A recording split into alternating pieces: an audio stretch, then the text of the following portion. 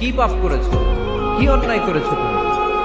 তুমি জানো না আমার রব কত মেহেরবান, তিনি কত দয়ালু, তিনি ভালোবাসার আধার, তিনি করুণার আধার।